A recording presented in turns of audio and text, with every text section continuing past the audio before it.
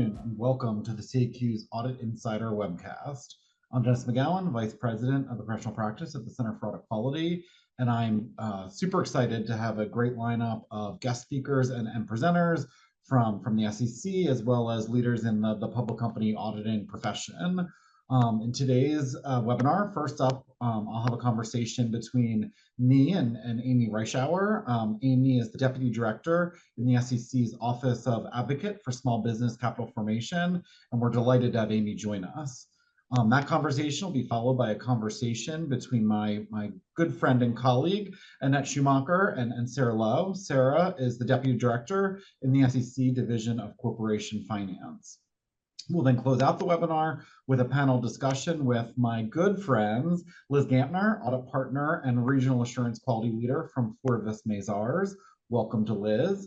Rohit Elance, a partner in the SEC Regulatory Matters in the National Professional Standards Group at Grant Thornton, and Mark Shannon, a partner in Crow's National Office. Always great to have Mark, Liz, and Rohit with us, so thank you for joining us. This live webcast will be eligible for CPE, and there will be participation checks via polling throughout the webcast. You must respond to 75% of those participation checks to earn your CPE credit.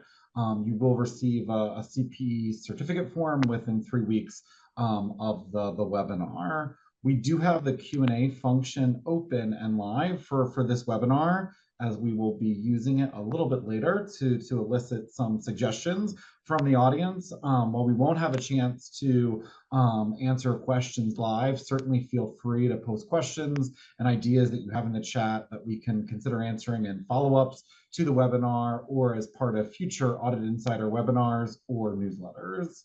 Again, thank you all for joining us. So Amy, we're going to kick it off with you.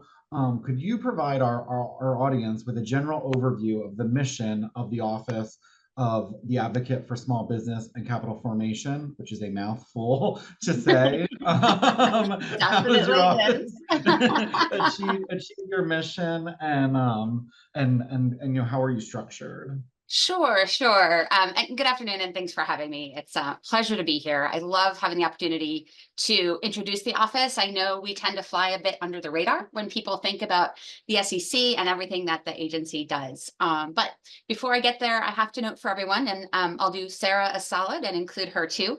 Our remarks today are provided in our official capacities as deputies in our respective offices, but they don't necessarily reflect the views of the commission, the individual commissioners, or other members of the staff. So with that familiar refrain out of the way, my office, that one with the long name that's a bit of a mouthful, we are in fact ourselves a bit of a startup, much like our constituencies. The office was stood up in 2019, and we have a mission to advocate both within the SEC and externally for really practical solutions to the challenges that small businesses and their investors face when it comes to raising capital.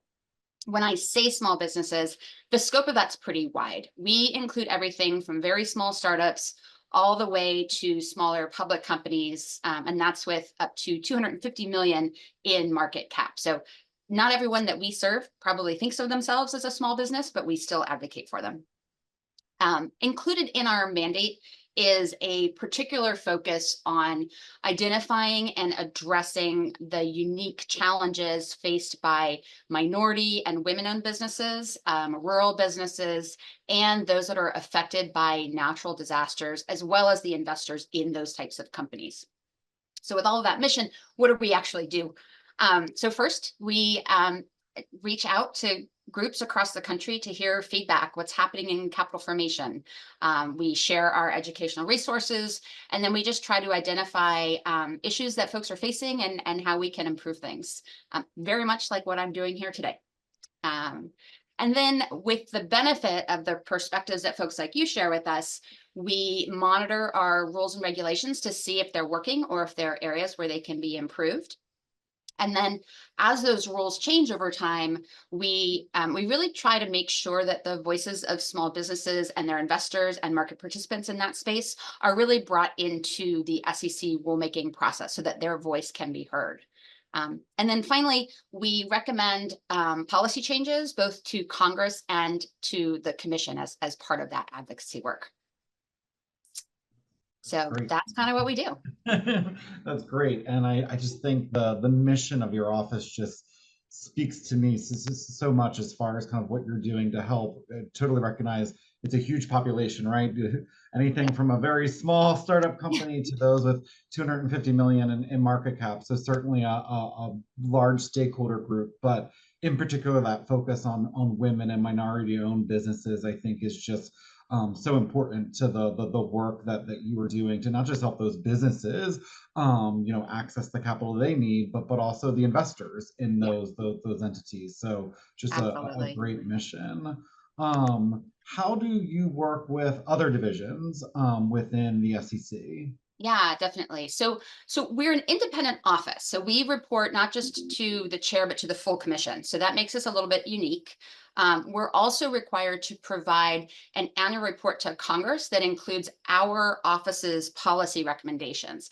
And those recommendations aren't and really can't be reviewed by the commission. So that independence is a little bit unique. But that said, we do work with colleagues in a number of other divisions and offices, across the agency. You can't have a mission that big without the support of our colleagues. So we work with the rulemaking offices. So, Corp Fin, where Sarah's coming from, investment management, TM, and then the Office of General Counsel in a number of ways. So we review all the rulemakings that come through. With a goal of determining whether those rulemakings are likely to have an impact on small businesses or their investors. And then in reviewing those rulemakings, if we have feedback that we've gathered, like through conversations like this, we'll make sure to inform, to let the rule writing team know, like this, hey, this is what we're hearing in this space. This is an issue you might want to address. We'll also share that kind of feedback with the commissioners as applicable as well. And then when those rulemaking initiatives, when we determine that they might have an impact on small businesses, we usually prepare educational materials. That's typically in the form of like a brief video, kind of provides an overview of the rule or potential changes so that businesses can be aware of them. Both, like if it's a proposal, they may want to comment on them, or if their final rules coming out, we want to help them get ready to comply with those rules. So as we're preparing all of those videos and guidance on upcoming rules, clearly we're going to be consulting with our colleagues in those rulemaking offices to ensure that we're capturing those issues consistently. On the outreach side of the house, we do a lot of our own outreach, but we also frequently team up with other offices. We may tap into subject matter experts in Corp Fin or IM, or we may have offices where we're serving a common audience, like investor education or OMWE, where we're pairing up with folks to present to various groups. We also work with our other offices and divisions when we're preparing educational materials. So again, drawing on that subject matter expertise. In fact, Sarah's team has been helping us with a couple of resources that are coming out, I'll say hopefully later this summer, maybe early fall. So stay tuned for those. And then, oh gosh, I would be totally remiss if I did not, in all of this, give a shout out to DERA, our Division of Economic and Risk Analysis, because I don't think any of us can really do anything without their help. They do so much to help us kind of track and monitor the data and trends in small business capital raising, and that data informs so much of our work. So definitely a shout out to DERA. That's awesome, and such a helpful overview of how you're working with the different groups within the SEC. So that's really, I think, helpful to our audience. I think it's also great to hear the work you do around kind of raising awareness with businesses about kind of what those rules are, that they might be subject to, and even that piece, where you're trying to raise awareness even about proposals, so that you're making that rulemaking process a bit more accessible to them, which I think is super important, because I think we all benefit from rules and standards that can seek out input and feedback from a wide group of stakeholders. So that's fantastic. So we talked a little bit about how your office is structured, what you all do, the different offices that you work with. What are some of the services and resources that your office provides to small businesses? Yeah, absolutely. I've referenced them a little bit, but I think the best way is just to really show you what I'm talking about. So I am going to try and share my screen. It worked before, so hopefully it's going to work again. Bear with me for Fingers just a second. crossed. Let's see. Here we go. All right. Are you all seeing my Success. SEC homepage? I can Whew, see it. success. So if any of you have, well, I'm sure you've all been to the SEC page before. Maybe some of you have actually seen our resources before, but you may notice that the agency recently did a bit of a revamp of the website. So some things have moved around and changed a bit, but I'll show you how to find our stuff. And that is right here from the homepage, sec.gov. You can just click on small business up here on the top right. I think that's called an eyebrow if my .com memories are correct. One thing about the resources, we try to structure the resources to cater to varying levels of sophistication, or more accurately, familiarity with the securities laws. We know we have lots of sophisticated founders out there who just don't happen to be securities law experts. But we try to cater to a broad audience. For example, we start with, we have a funding roadmap. This is just kind of a visual map of the types of funding options that are out there, all the way from your business income or self-funding to grants and loans. And then keep continuing your journey, and you get to capital from investors, which is of course where the SEC steps in. And this kind of thing is often helpful when we're just trying to explain who we are, as compared to, say, the SBA or something like that. So I can get us back to our hub here. There we go. So as I was saying, we try to accommodate users from various backgrounds. But that said, none of our resources is intended to replace those quality advisors, whether it's accounts like yourselves or attorneys or otherwise. So we tend to think of our resources as being kind of a way to train or help support the trainers, kind of support those who are then in turn supporting the entrepreneurs and the investors. So you'll find a lot of kind of brief summaries, resources that folks can offer or use, kind of like a study guide. That way they can familiarize themselves with sort of the larger framework and then narrow down the questions. For small businesses, oftentimes like, well, I can't afford to bring on advisors yet. I can't afford to bring on counsel. Well, maybe if you start with a little bit of homework, not to use too scary a word, you can use your resources more efficiently when it comes time to bring on your paid advisor. You already know a little bit about the questions that you're asking. So that's kind of the goal behind what we're doing. So the other thing our tools do is they try to start with a high level answer, but then allow like you and your clients to dig deeper into some of our more complex resources. So for example, you might have noticed it was kind of quick, but the roadmap I showed has links to some other resources so you can dig down. We also have a glossary. I'll share that one here. We hear repeatedly that the sort of language of capital raising is pretty tough to decipher. So you'll see we have, a litany of terms here, and then each one has sort of a high level definition, and it digs down into more resources if you want to keep going. There's a nice navigable alphabet here. I'll jump to a term that's probably near and dear to the audience's heart. We've got financial statements here, and you'll see high level definition, links to some other relevant definitions, and again, this sort of learn more section where you can find more of our resources. One of the resources that you see showing up there quite a bit are our building blocks. And these are our suite of, they're kind of a one-pager style overview. And these are, oops, I thought I had clicked on it. There we go.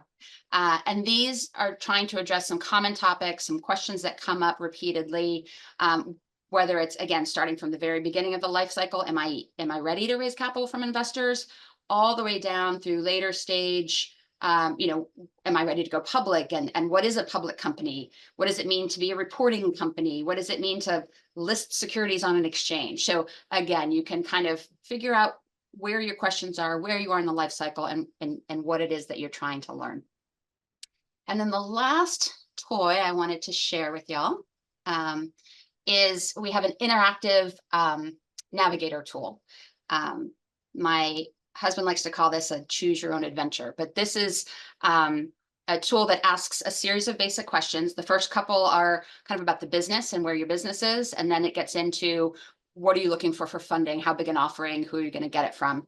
And this, for the sake of time, I won't walk through all of the questions. I'll let y'all play with that at home. But like a morning talk show, I did do like the pre-baked cake, so we can jump to it. So once you answer all those questions, you get to the punchline here, which is the results page. And the way we do this is based on the information you plugged into the tool. Here are the ones that were more relevant. You know, were you looking at accredited investors? How much were you trying to raise? You know, where are you raising it from? And each of these, again, no surprise, is going to click through to other resources that you can find. You want to learn a little bit about a private placement. Do you want to learn about, you know, maybe a 504 limited offering? We also, because nothing is intended as, you know, telling you what to do, we include the ones that maybe weren't relevant, the ones we sort of excluded. But if you wanted to see them anyway, feel free. The other thing about the tool is it takes into account the requirements of the exemptions, but it also takes into account the data. You know, what offering pathways are other companies using to raise that amount of money? Because sure, you could be raising $1 million, you could do an IPO, but I'm pretty sure not too many of us have clients that are doing an IPO for $1 million. So it takes into the account that sort of practical data aspect as well. So that was a lot. I did it really fast, but I think some kind soul is going to drop links to these sites in the chat so y'all can explore them a little bit more on your own. Absolutely. Well, thank you for taking the audience through those pages and resources. I think it was really helpful to kind of see it live where you were taking the audience and where to go on the website for these different resources. And I think I'm sure those in our audience have clients that they work with that could find these resources to be super helpful as well. So thank you for that. Of course. The next question I wanted to ask here was around your office's annual report to Congress. You talked about kind of your reporting to Congress. And I know I've looked at that annual report and super interesting information in that report. So I just want to give you a chance to talk a little bit about what that annual report is, what some of the information that might be in there that maybe our audience would be interested in. Yeah, absolutely. So I like to think of our annual report as like the least governmenty looking government report you're going to find.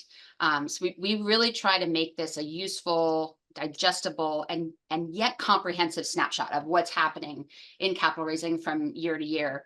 I won't share my screen because I know you guys have a full agenda, but I think we're dropping the link to it in the chat. So feel free to go explore it if you haven't found it yet. You'll find that we compile both SEC data as well as third-party data. And again, really trying to put it in kind of a visually appealing, easy to read report. And then like much of what we do, the report, you know, it digs into what's happening across those company life cycles. So you'll find early stage and exempt offering data. You'll find some mature and later stage. And then you'll find out what's happening with IPOs and smaller public companies, including kind of how that activity compares to the larger IPOs and public companies. Because again, I think it's really critical to look at that comparison when we're considering whether and how those public markets are serving or maybe could better serve smaller companies. So you've got that life cycle data in there.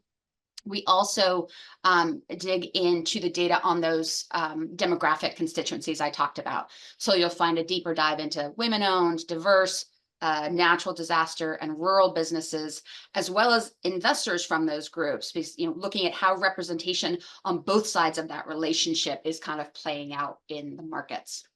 And then the one last thing I did reference it a little bit earlier is, again, based on that data that we share in the report, as well as like the feedback that we're gathering from events like this throughout the year, the office makes a series of policy recommendations to the commission and to Congress.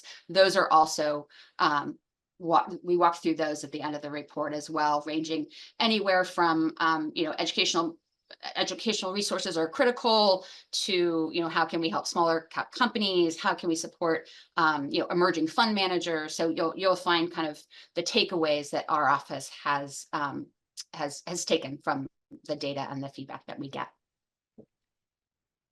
That's awesome. Thank you for sharing that with us. I know I've found the information in that report super helpful and have reference to it in comment letters that I've written. So We love that. Thank you for that. The last thing I wanted to ask you here was that, I mean, you did a great job showing us some of the the resources that are available to folks. Do you have any requests of our audience related to resources? I do. Thank you. As I've said, the feedback we get from folks like you, boots on the ground, clients who are navigating this capital raising landscape, it's so critical. It really informs everything that we do. We can't represent and amplify those voices if we don't hear them. So if you or your clients want to share, whether it's what's working from a policy standpoint or where there's friction points, if you want to share feedback on the materials or the outreach or the services, if there's something that you're not seeing us provide that you think, hey, did a pretty good job with that glossary, but we could also use blah, blah, blah, please post the blah, blah, blah in the chat, or feel free to reach out to our team. You can always reach us at smallbusiness@sec.gov. So. Great. Well, thank you so much, Amy, for joining us this afternoon. We will drop that email in the chat as well. Awesome. Thank you so folks much. Can reach out to you with their suggestions. Again, really enjoyed chatting with you this afternoon, and thanks for being with us. Thanks for having me. It was a pleasure. All right, and I'm now going to turn it over to my colleague Annette, who's going to have a conversation with Sarah Lowe. Thank you, Dennis, and thank you, Sarah, for being here with us today. Now that the 2023 filing review process is complete, have any overall reporting themes emerged that you'd like to share with our audience from your perspective in CorpFin? Sure. I mean, I think unfortunately, there's no exciting surprise here. And to some extent, that's a good thing. The comment themes for 2023 really remained quite consistent with the last few years before that. And so I'd say kind of the top areas, there's always competition between non-GAAP comments and MD&A for the top two spots. And then after that, we tend to see majority of the comments related to either revenue recognition, segment disclosures, or China-based issuer specific disclosures. I'd say those are kind of the 5 top areas that really continue to be the theme for 2023. It does kind of seem like there's a similar cast of characters every year that we see emerging. So that's helpful. Now turning the page a little as we look forward to the 2024 filing season, does the staff have any planned areas of focus for this year's annual filings? Sure. So, I think maybe one thing to just mention again, because we're down to the last 2 months of this year's program. So, there hasn't been any significant shifts in themes to date for this year. But again, I think part of that is also just MD&A is a very wide bucket of things to kind of throw in there. So that adds to that a little bit. But in terms of other focus areas, there was 2 kind of key things this year that are especially, I think, meaningful that we're looking at if you kind of peel back the curtain a little bit. And one of those is not a specific area, if you will, but it's more from a theme of the fact that there's been some significant new rules that we have put out. And so that, if you think about cybersecurity, pay versus performance, clawbacks, and SPACs, I'd say those are probably the 4 big ones that have come out recently. Just as preparers, professional service firms, or others in the accounting profession have to learn those rules, we have to make sure that our staff within the Division of Corporation Finance are well equipped with all of that knowledge as well. So there's significant efforts that go on from that perspective to make sure that everyone's well trained. We also consider how disclosure documents may be impacted by the new rules, if there's internal, external guidance that needs to be updated, how we even just schedule our reviews. Sometimes that can change to make sure that we're incorporating from a focus perspective on the appropriate filings. So again, depending on the rule, those new disclosures may show up in annual reports, quarterly reports, pay versus performance. We have or cybersecurity, we have the 8K, pay versus performance with the proxy statements. You have your registration statements. There's a lot of, aspects that have to be considered there. And I think maybe, again, kind of from that focal point, if you take that a step further, there's a point there where everyone kind of always wants to know, well, what are you really focused on in that first year? And so I think it may be helpful to just be aware again that, we're really trying to take a reasonable approach in the first year, understanding that most companies, again, it's the first year of implementation. So, we're really looking to just make sure that there's a good faith effort by companies to be in compliance.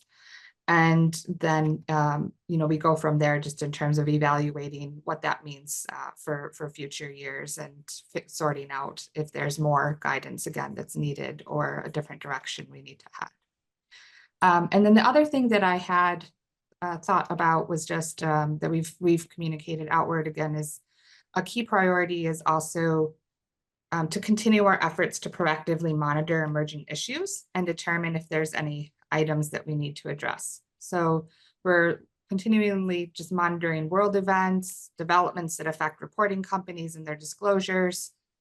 We're closely following market trends, and we're considering whether evolving areas could be material to a broad segment of registrants that we review. So that's really coming down to, thinking of what an investor needs to make an informed investment decision and trying to be proactive in considering those risks that emerging issues pose and how disclosures may be impacted under our existing rules. That's helpful. Certainly is a very dynamic environment right now, and the staff always does a great job of navigating all the different factors that go into what makes effective reporting. So that's very interesting, and we'll get into a couple of these other issues in more detail in a bit. Things like pay versus performance and so forth. But before we do, a real quick question on Rule 313 waiver request. Have you noticed any recent trends that have emerged that you'd like to share? So just a couple of quick things there. I think the great news is from a trend perspective, we continue to the volume of our 313 waivers has significantly gone down from when there was amendments in 2020 for 305, for example. So that really helped on our end. I don't think there's anything of particularly noteworthy to say regarding that front at this point in time, but maybe just a couple tips there. Reminder, I love to plug this, whether it's 305 or 309, in order for us to make determinations efficiently for Rule 313 waivers, it's helpful for us to receive a request letter that's as complete as possible when with respect to the relevant facts, circumstances, and analysis. When we don't have kind of all the information from the get-go, similar to just comment responses, it results in more follow-up questions from the staff, and that just leads to kind of the process taking a little bit longer. So transparency is really key. We really encourage everyone to be clear about what happened in the past that's leading up to the acquisition. For example, was there a recent merger or formation transaction if you're talking about a 305 matter? Providing the sufficient details about the current transaction and its expected impact to the business, and providing the results of all the significant tests, including both components of the income test and how they were calculated, inclusive of the inputs to the tests and where they were derived from, if it's not straightforward. Those are kind of common pitfalls that we see happen where we have to ask for more information. And then maybe one other thing would just be just a highlight when there's circumstances where a waiver is not required. So for example, separate financial statements of the acquired business are no longer required once the business has been included in the registrant's post-acquisition audited annual financial statements for either 9 months or a complete fiscal year, depending on the significance of the acquisition. So if a company seeks to meet the post-acquisition audited annual financial statements required with a combination of audited periods outside of its annual fiscal year, then that's a scenario again where you would need to make a substitution request to CFO-CA. Thank you for those reminders, Sarah. Especially, I know our audience is going to appreciate, some of the pitfalls to avoid, when they get to that point of doing a waiver request. So thank you for that. Now moving on to another reporting topic, artificial intelligence, or AI, is a real hot topic these days. What's the staff's current thinking about AI disclosures?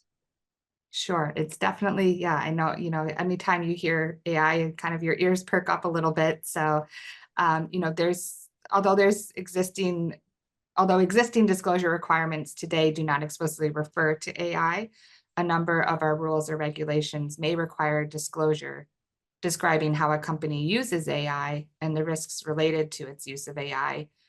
So that can include disclosure in the business section, perhaps it's your risk factors, MD&A, the financial statements themselves could be your disclosure controls and procedures, perhaps the board's role in risk oversight. There's a lot of different areas where that might come into play.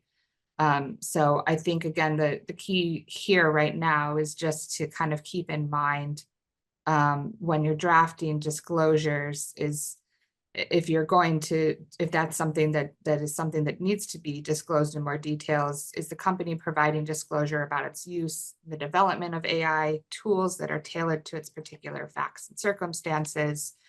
And the other thing that we really kind of are thinking about a lot is just AI opportunities. So if you're talking about those, does the company have a basis for its claims? So that's, I think, an area that Chair Gensler has touched on in the past as well. Believe he said public companies making statements on AI opportunities and risks need to take care to ensure that material disclosures are accurate and don't deceive investors. So again, I think it's just kind of making sure, again, that the drafting of those disclosures are just clear for investors to understand.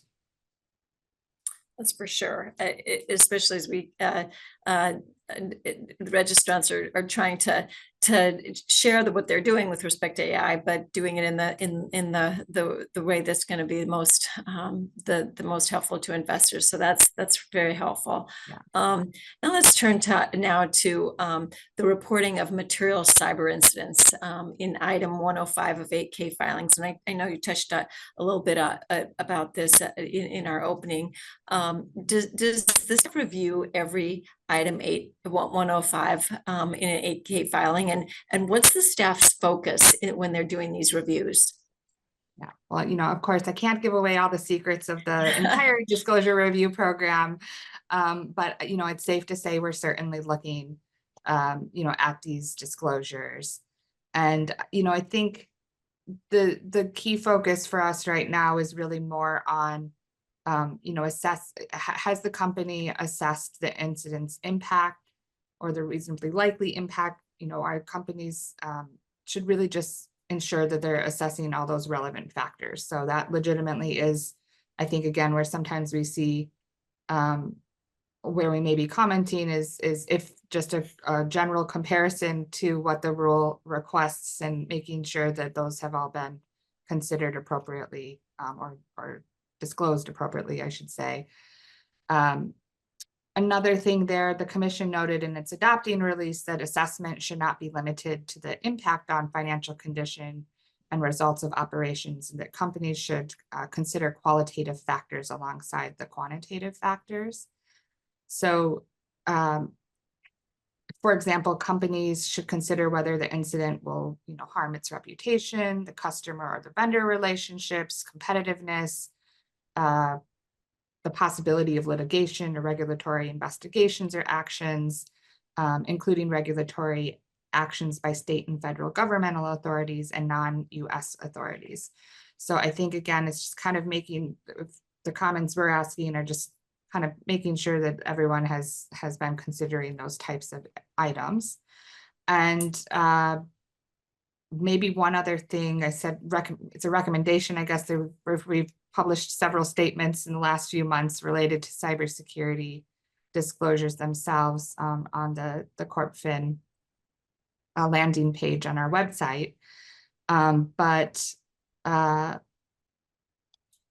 I think that the key here again is that these are disclosures related to material cybersecurity incidents. And so something that we, part of why we wanted to go out with some of the statements was due to the fact that, again, there's a lot of questions that we had received, and just understanding that, that can be very difficult in terms of figuring out what is the trigger for when you need to disclose, because the rule is you have 4 days to file your 8K once you're aware.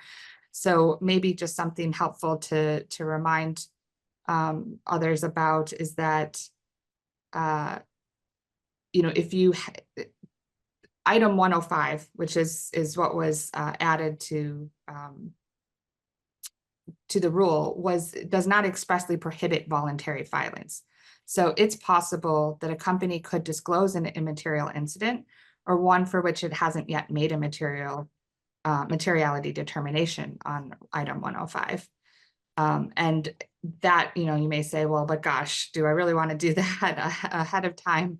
But that, again, you can do that if you are looking into an incident. You can come back if it turns out to be material and update as appropriate once that determination has been made.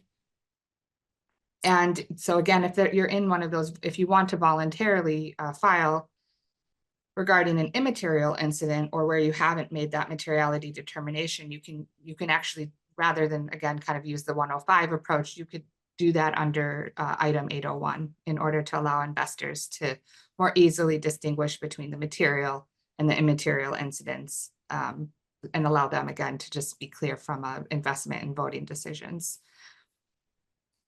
Thank you, Sarah, for highlighting especially those statements that came out earlier this summer that kind of, I think, provided some really good guidance differentiating between the voluntary filing of immaterial incidents and the required filing of those material ones. So thank you for bringing that to our attention. So that was very helpful. I'd like to talk just a little bit about pay versus performance disclosures. Now that we've kind of had a couple of years under our belt in compliance behind us, has the staff noticed any trends in the second year of reviewing these disclosures? And knowing, that the staff has issued some interpretive guidance on this topic, including a number of C&DIs, has this guidance had the intended outcomes on the disclosure behaviors, or is there still some room for improvement? So I think, just in the from a timing perspective, maybe just to jump to your specific question there, I think, gosh, it's a hard thing to answer in terms of, has it had the intended outcome on the behaviors? Only there was parallel universes where you could easily compare what would happen if you didn't have it. But, I think in general, I'm hopeful that having more guidance as opposed to less is ultimately helpful to preparers and professional service firms alike. A large reason, again, of when we choose to do that is based, again, on questions we receive, what we hear when we are looking for feedback. So I think that's important to just evaluate on its own. And then in terms of, kind of just general themes. So last year, yes, again, was, as I mentioned, was kind of just a first year. Let's just see, is there a good faith effort at the compliance aspect? This year, we're kind of digging in a little bit deeper, just to really iron out, flesh out again where there's if there are difficulties, where do those still lie? And I think one plug just to make here that one may not have at the top of their mind all of the time is XBRL tagging. And so I think this is a perfect example from a pay versus performance standpoint of where this disclosure has significant tagging requirements. And we actually, we do rely on that data in terms of it's looked at when we're evaluating these disclosures.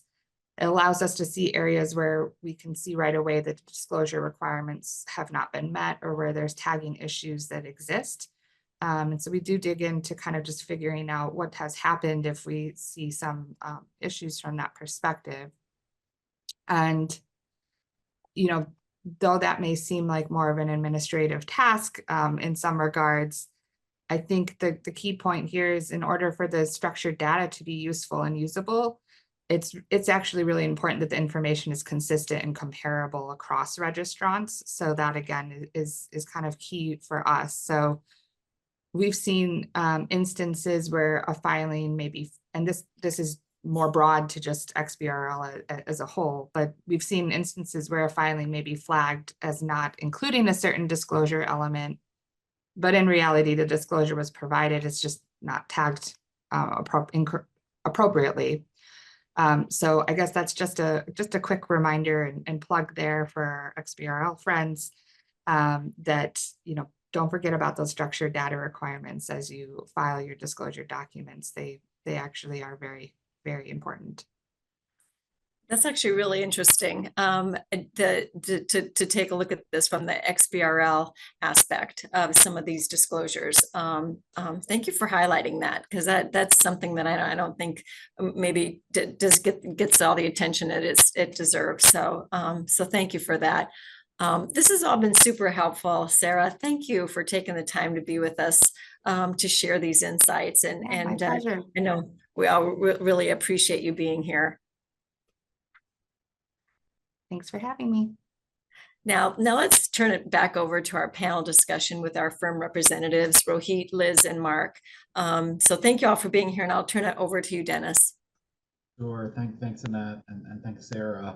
Well, welcome, Rohit, Liz, and Mark. Excited to be back with you all this afternoon. We just heard a lot of really good information from both Amy and Sarah about things from their offices at the SEC. So just wanted to maybe talk through some reactions to what we heard. And so Liz, I was going to start with you. So we heard from Amy about a lot of the different resources and services that her office provides small businesses. How do you think these services could help some of your clients that maybe are smaller businesses? You know, any thoughts you had? We did hear a request for kind of what are the resources that we think could be helpful to the smaller businesses that are out there. Even wonder, you know, are there resources that from an audit perspective would be helpful? So maybe I'll start with you on some reactions to what we heard from Amy.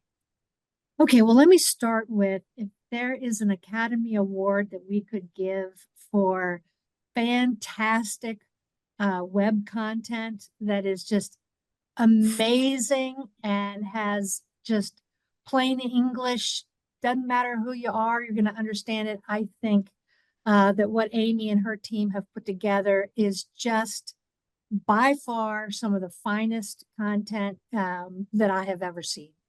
But I'm not sure that everybody knows that it exists. And so if I had any, you know, wish list here, it would be how can we make sure that the companies that need it, the clients that need it, and the firms that need it, that they get the spotlight and attention that they deserve for putting together what is truly a remarkable amount of information in an extremely easily digestible format. So I did a little straw poll of people I know, and some thought they had heard of it. And these are people that should have heard of it, right? But maybe they're in a niche aspect of accounting and auditing, and maybe they just haven't had the need, perhaps. But I think there is clearly a clientele and a firm that would just benefit tremendously by making use of these resources that are available, Dennis. You know, I completely agree with you, Liz. I think especially the easily digestible, I mean, these are complicated topics, and I think as even Amy talked about it in our discussion, it's almost like it's helping the small business be a little bit more educated about when they go find that advisor, how can they be a little bit more judicious and what advisors they need to bring in. And so the fact that the information is so user friendly I think is extremely beneficial to those that need it. And so anything we all can be doing to raise more awareness, I think is just super important. I know that's even how we got connected with Amy's office is really just trying to raise more awareness of the resources that are available. I know I recently plugged them in my most recent Audit Insider newsletter. Rohit, Mark, ooh, Liz. No, I was just simply going to say that some of these smaller firms feel a bit like the process, they've been taken hostage and they don't speak the proper language. They don't know what's going to happen next. They don't know how long it's going to take. They don't know why they need certain advisors. We get pushback all the time about SEC legal assistance and why that's so important. And I think just the glossary alone is worth the price of admission into this website. The advocate office had a webcast today that was talking about the capital market and the availability of credit from financial institutions and how interest rates and lending underwriting had changed. And it was extremely valuable. And I don't think it matters who you are or why you'd be involved in the website. So highly recommend anything we can all do to get the word out. I'm all for it. So thanks, Dennis. Back to you. Awesome, thanks, Liz. I just did Rohit, Mark, any reactions from you on what you think stood out to you, what you think is helpful, and kind of any ideas you have on additional resources? Sure, I can chime in here, Dennis. So I echo whatever Liz said here. And I think all of these educational material is extremely helpful. Now, while Amy was saying that, look, they help companies up to like 250 million in market cap, but I think these resources can be used for larger companies as well. Not everyone is very well versed with the jargon that we have in the securities laws, and it can be overwhelming even to mid-sized or larger companies. So I think it's a good resource where you could go in and look at it. And she did a fabulous job showing or walking through these resources. And I think if you scroll down further on the page that she was referring to, you also have links to all of these small entity compliance guides. So, which doesn't only talk about company or things that apply to smaller companies, but these are compliance guides that have been put together by SEC staff, different divisions, depending on what rules they're talking about. And they have a wealth of content. So again, I would say that it's not just for smaller companies. I think larger companies and firms can also benefit from these resources. That's a really good point, Rohit. So thank you for sharing that. Mark, anything else from your perspective? Yeah, I think for me, like the name of the office of the Advocate for Small Business Capital Formation is sort of what resonates with me, the capital formation aspect. And when I think about capital formation, I think a lot about strategy. So strategy, like how do I go to market? How do I get the dollars that I need for my capital? But there's also a timing aspect to that strategy as well. So we saw the roadmap that Amy showed us. But one thing that I think really helps focus on the strategy aspect is the small business forum that the office puts on every year. So that's actually the report that they do annually of what came out of the small business forum is available on the resource page. It's under the research reports section. And that forum takes public stakeholders, private stakeholders, has them give feedback on how do we improve the capital raising policy for startups to smaller reporting companies. They give policy recommendations. So outside stakeholder policy recommendations. Those are summarized in a report given to Congress. And what's important about that report is the commission has a response to what some of those policy recommendations are. And so if you're thinking about strategy, you can look at that response. You can see that the commission says, oh, we like that recommendation and we're going to consider it in this rulemaking, or we did consider it in this rulemaking. And that really informs those that need to go to market or want to go to market and get capital. Like what are my risks? What are my opportunities? And what might change in the future as I think about the appropriate timing of my capital formation activities? That's super helpful, Mark, and especially that point around kind of how the SEC, how do they necessarily consider some of the information in that report in future rulemakings and kind of the intersection with capital formation. So I think that's super helpful. Well, Annette, I'm going to turn it over to you now. Thanks, Dennis. Mark and Rohit, both of you serve on the CAQ's SEC Regulations Committee and are super familiar with all the reporting issues and challenges highlighted by Sarah this afternoon. I'm sure you're both busy right now planning for year-end audits and really gearing up for yet another busy season. So this is a question for both of you. Based on the overall reporting themes and the areas of focus just highlighted by Sarah, what are some topics that are top of mind as you look to this year's audit cycle?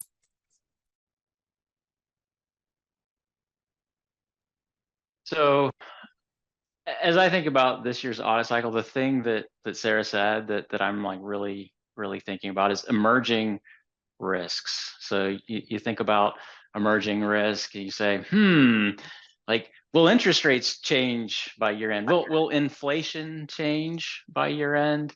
What is this election cycle going to bring? Like, what will policy look like next year? And the interesting thing about those emerging risks is they impact more than just, oh, I'm gonna disclose a risk factor, right? Like they have indirect impacts. And so when you think about impairment analyses, a lot of those emerging risks might impact the cash flows that flow into those cash flow projections, that flow into the discount rate. We talked about interest rates. So I think on last quarter's webinar, we talked about risk assessment and the importance of continually reevaluating risk assessment. And I think we're going to see a lot of dynamic changes between now and the time that that our preparers prepare their disclosure documents, that the auditors have to audit those financial statements. So we're going to be continually evaluating these emerging risks. We're going to continually be reevaluating risk assessment. Management has that obligation. Auditors have that obligation. And then as auditors, if you're in an audit firm, you're going to be continually evaluating, do I need to do something more? Do I need to change my procedures? Do I need to revamp my auditing in that area over there? So I think there's just going to be a lot of things that we're going to be thinking about over the next few months. And as you mentioned, they're going to change every day. And so we may have to do it over and over again. Yeah, I agree with Mark. And I think just to add to there will be some new standards. So that will also be focus areas. So the new segment standard is out. So some companies would be adopting that. So that will also be a focus area as we plan the audits. And then I think I can't emphasize enough on these macro factors that Mark is talking about. And then Sarah also mentioned that, look, MD&A is like very wide. So a lot of these macro factors kind of play into both the financial statements and MD&A, and the kind of comments that we see are surrounding that. So it's not just the same type of comment that's coming in every year. It's different kind of factors that are impacting MD&A, and the company should be talking about, and how their future outlook will change and things like those, right? So and that's why MD&A always continues to be on the top, because we are in such a dynamic kind of an environment, and we've got to continually evaluate where things are or where things will be, and how that impacts the financial statements, and what procedures we need to do to address those risks. That's a good point. And it does seem like in this current economic environment, there's a lot of things like that you both have referred to that makes a person think that they need to anticipate and reevaluate all of our risk assessments continually. It's just a continual reevaluation, and then thinking about what it means to audit procedures. So that's very important. Mark, as Sarah and I discussed a little earlier, AI is a topic of current interest to many stakeholders. What are you seeing these days in terms of how registrants are disclosing their AI practices? Yes, I think if you go back to some comments that Division Director Dr. Eric Girding made in April, he was at the SEC Speaks conference that's put on by the Practicing Law Institute. Those comments were actually published to the SEC's website in June. And one of the things that he mentioned was that the SEC staff has seen a significant increase in the number of companies that mention AI in their annual reports, be it risk factors or business or in MD&A. And shortly thereafter, you started to see these reports come out, studies of 10K disclosures. And what many found was that, in particular, the risk factor area, the number of people that are disclosing risk factors that include the words AI increased by what, 200%, 300%, depends on which study you look at. Business section, there was a lot of increase in disclosures in the business section, and maybe a little bit less on MD&A because we don't necessarily know how AI is going to play out. But one study I saw in particular highlighted the fact that, and Sarah mentioned this, and it was interesting, the board's role in risk oversight was not an area that had seen a significant uptick as it relates to AI, which I found interesting, because when you think about AI, like the first thing that should come to your head is like governance. So governance typically involves the board. And so you might ask yourself, well, do I need to talk more about my board's role in risk oversight as it relates to AI? Because that might be an area that maybe people should sharpen their pencil on a little bit. And Sarah mentioned this as well. So Chair Gensler mentioned AI. I think he termed it, or maybe it was a colloquial term that developed after the fact, but AI washing. So if you're talking about AI opportunities, you want to make sure that you're talking about them in a way that is not deceiving. And so your board should have a role in governance over that, disclosure controls and procedures, making sure you're disclosing accurate and timely information in your SEC filings. That's a good observation. Rohi, one thing that we have not talked about this afternoon, but is always a topic of interest to lots of people out there, is ESG reporting. Given that there's uncertainty regarding the ultimate outcome of pending litigation challenging the SEC's current a recent climate rule, can you share with us what you're seeing in terms of voluntary ESG disclosures? Sure, Annette. I think it's an evergreen topic. So with ESG, as you know, the climate rule came out in March, and then in April it was stayed due to some legal challenges. So again, I think there is diversity in terms of how companies are thinking about that particular rule and the requirements, because again, with the legal challenges, no one at this point in time knows in terms of what the final outcome will be. But that said, the commission guidance that was issued back in 2020 for climate-related disclosures, that's still out there. There was also a sample comment letter that was issued in 2021, where the staff said, look, these are the kind of comments we could issue based on ESG, which kind of talked about, okay, if you have material information in your ESG reports, what considerations have you given to seeing whether some of that should be included in your SEC filings also, right? Just as an example. So again, that is out there. The other thing that's changing now is there are these additional disclosures that are going to go into effect in Europe, and that will impact European companies that are here, listed here, or the US companies that are listed there, or companies that have significant subsidiaries in Europe. And then I think that, in my view, creates certain challenges, because if now you're including certain things in the regulatory reports in Europe, you'll have to think about what and how much do you need to include in your SEC filings here, right? Because would you have that inconsistency? Maybe, maybe not. How does that impact your litigation risk, for instance, right? Because if you're providing some information to the set of investors there in the annual report, is that material to be disclosed here in the SEC filings, or just a regular 6K for foreign issuers sufficient? So again, those kind of questions would come up. I've seen some law firms starting to write about these and start to think about these. So we've not yet to see in terms of how all of this would evolve, but these things are, I think, top of mind for companies, especially that have operations in Europe, or European companies that have operations in the US. I think we are going to see these considerations as the upcoming filings come up. That's right. So ESG not going anywhere, regardless of what happens. So that was helpful. I think that's all we have from a court film perspective. Dennis.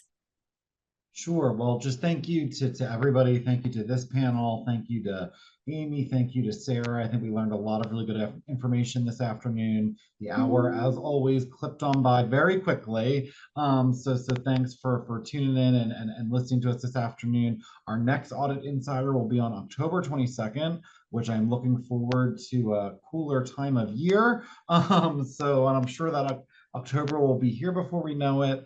Thank you all for being here, and we'll see you soon. Thanks.